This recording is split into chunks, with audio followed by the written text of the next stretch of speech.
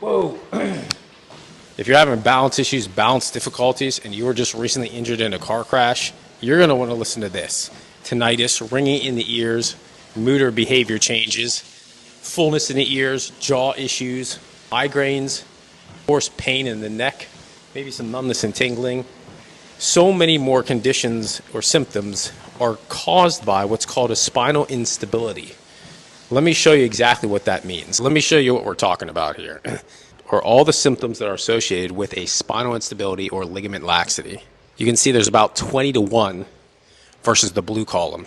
The blue column is only disc injuries, herniations, bulges. Sometimes these are picked up on MRI, but a lot of times they're missed.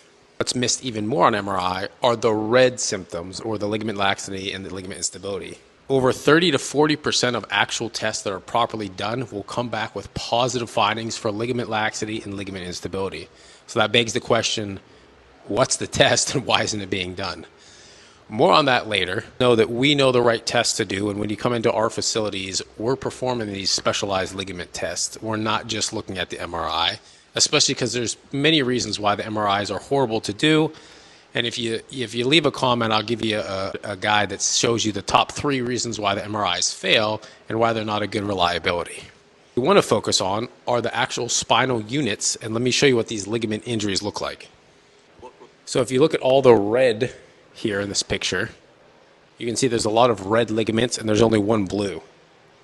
The disc is the blue ligament. Over 220 specialized ligaments that can be and are damaged during a car crash or some type of major trauma. But the main thing is that you want to get these properly assessed and then diagnosed and then put into a legal case. You also don't want to miss these injuries, because then you end up seeing me 10, 20 years later with injuries so severe that they might only require surgery and you might not be able to get rid of these symptoms. Just to reiterate, the places that these injuries are not picked up, you're not going to get this done in the hospital properly or the emergency room. Most likely the doctors aren't trained to pick up these injuries or even understand what they are as well. And it's not going to happen by your radiologist either, because they're not going in and they're not actually measuring the injuries, because this is a measured phenomenon.